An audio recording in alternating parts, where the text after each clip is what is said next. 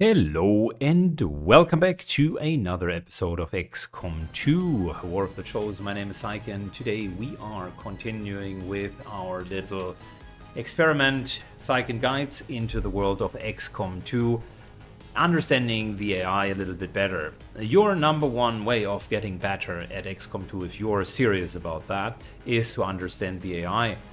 Besides that, the other option is knowing how to only pull one pack at a time, but it will eventually happen even to the best that you're pulling more than one pack.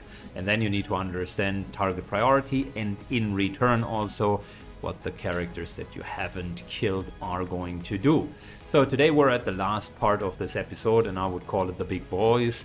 It's the Sectopod and the Gatekeeper, the strongest units on Advent's list. So both of them do have a rather more complex set of behavior, as you can imagine, but I will go through it nonetheless. So, interestingly enough, for starters, the big boys both do not have the option to take cover. They have no preservance for their own life, so no matter if you quote-unquote flank them, which you can't do, if you catch them in the open or not, they will still simply continue to go for you and attack you. Now, they, however, act very, very different. Let's start with the Sectopod first, this bad boy over here. The Sectopod is the biggest mechanical unit in the game, 40 hit points, 6 armor, really a tough guy in itself. You will need to reduce the armor and have blue screen rounds in order to punch a hole into it, but with that being said, a lightning hands, fanfire, normal shot sniper can single tap an entire Sectopod with blue screen rounds. So there is possibilities in the end game to even take him out. And since he doesn't have any innate defense, he is very easy to hit. Now, let's look at the AI and the idea behind the Sectopod. The Sectopod has two actions and then on top of that a movement action. So it comes with 3 actions. Both of these creatures, the Gatekeeper and the Sectopod, are the only ones that are partially immune to the frozen grenade. So normal creatures are fully frozen and then they are thawed for the next round, which means they are slower and are not as efficient as they would normally be. No such thing with both of them. I said that both of them do have 2 actions, the Sectopod in particular 2 actions plus a movement action, which means if they are hit by a frost grenade, they will lose 1 action, but they still have another action to go.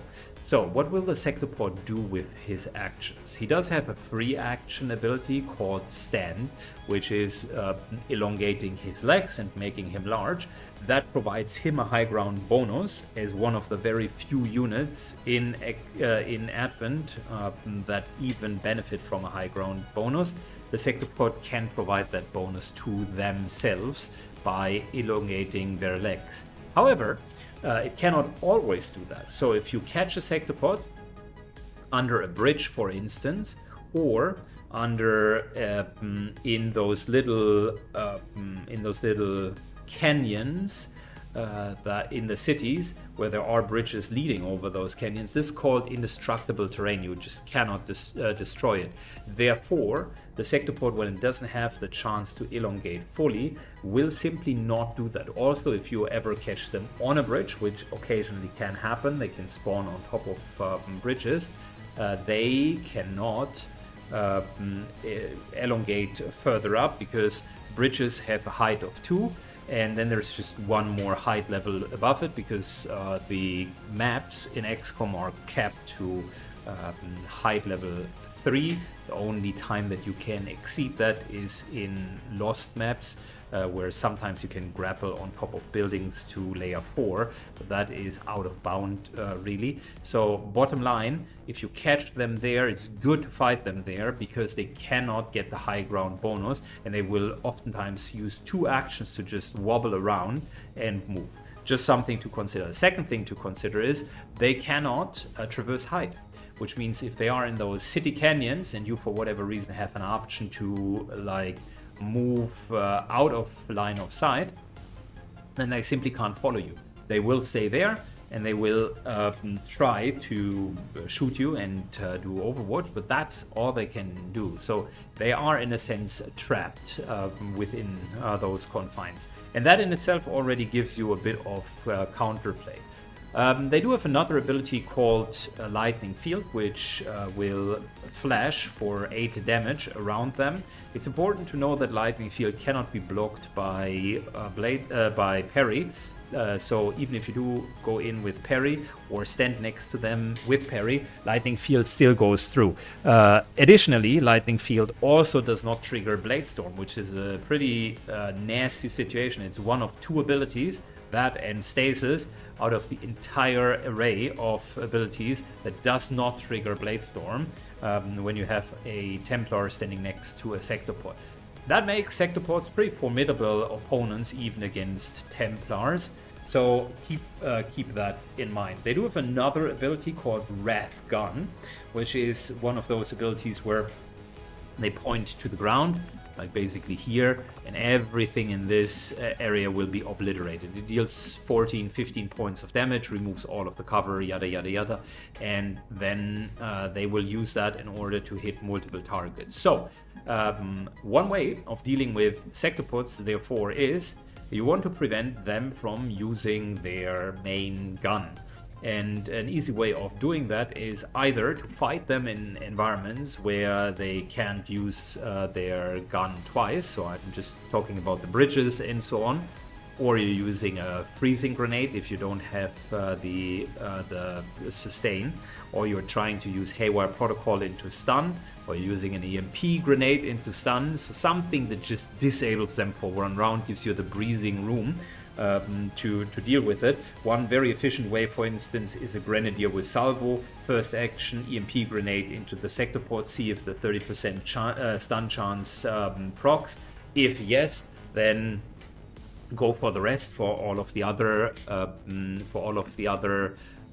advents that are with them. If it doesn't proc, then you can still decide if you want to shred it and go for it, because EMP itself deals a whole lot of damage. So that's an effective countermeasure. But let's say for a moment you wouldn't have a Mimic Beacon and Sectopod roams loose. Well, then that is a problem, because they hit for 10 to 12 with their normal gun. They can crit up to 14, 15. And they do have 2 shots. So one way of basically dealing with that is to try to prompt them to use their Wrath gun. And one way of doing that is to cluster up your targets so that they see multiple uses of multiple targets with the Wrath gun. So let me just try to do this into that. And then you move to here. Moving out. Mind you, they still do have... Oh, what? Let's stay here. That's actually going to trigger it more likely. So, if he moves, the Sectopod moves to here, which is like 1 movement tile distance, he still wouldn't flank anyone. If he can flank someone, and mind you, he will try to do that, he will always prefer the gun, because that's a single target kill. However, there are numerous occasions where if he moves in and he just can't reach the targets, he will then Wrath Gun, and that is your only chance to basically waste an entire action for them. So that's what you need to know. A little special info about their behavior. If they can't see you, then they will oftentimes use Lightning Field just to spot you out. One option is Reaper into a position that they can't reach. So say Reaper stands up here, watches through an opening in the wall, and then very, very far back you do have a sniper, and that shoots the Sectopod.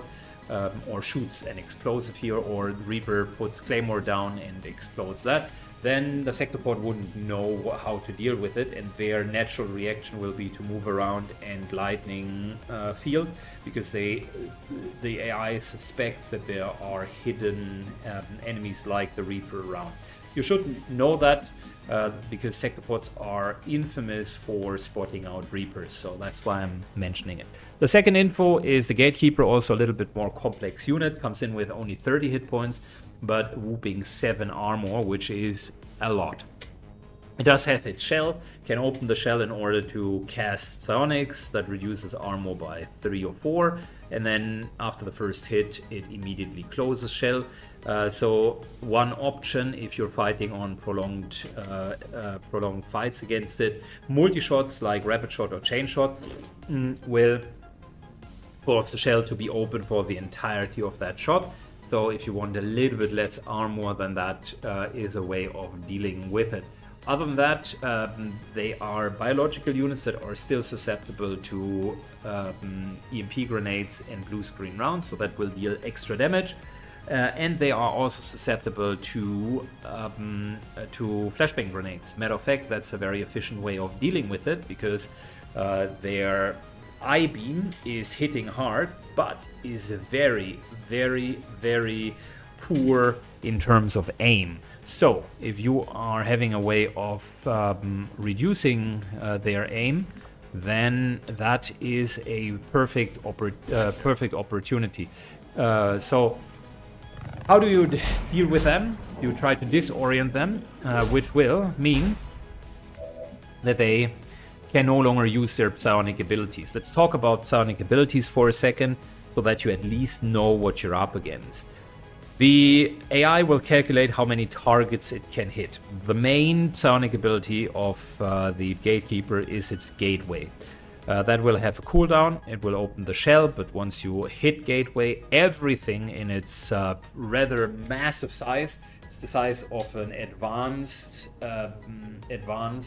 thrower poison grenade, so 7. Everything in there will take damage, typically 6 to 7. On top of that, every corpse, humanoid corpse that is, will be reanimated as a zombie and will be under the control from the next time onwards. Now, you can use that to your advantage if you ever find yourself in a situation where you have a lot of losts and a Gatekeeper. If you mind control the Gatekeeper, put a gateway into the losts. Now you have an army of zombies, and I really mean a absolute unit of an army of zombies. And you can just bum rush down the enemies because they hit for a ton. So that is one way of dealing with it. The other way of dealing with it is don't cluster up. This here would have immediately caused a gateway. The third option is to know how many targets it can hit with the gateway in terms of how many bodies are laying around. If there are a lot of losts here, a lot of advents that have died, and you are reasonably well spread on a completely different part of the map, then the Gatekeeper will reanimate and take that over, dealing damage to you. You just need to know about that. The safest bet, however, is to simply use a flashbang and force it to use its eye gun. So, what I predict is going to happen is Gatekeeper is going to move in, will shoot his eye gun. Hopefully my prediction is sound and he will not hit anyone. That would be great. And I further predict in position that the Sectopod, as long as I haven't completely messed up the spawning, if he can move, he will move to here, and he will use Wrath Gun. Maybe he will just use Wrath Gun. That's what I want to show. Maybe due to the positioning it won't fully work. So let's see how good do I know my game. So, Sectopod moves up, tries Lightning Field, because it can't move, and it suspects that someone is... Oh, no, it can move. Okay. Wrath Gun? Yes. There's the Wrath Cannon. So, exactly as predicted. And we're going to see an I-beam that misses. Man, if that isn't prediction, I don't know what is. I hope today you learned something out of those videos, and if you did, please do me a favor, subscribe and tell someone about those guides. See you in hopefully one of the runs. Take care and bye-bye.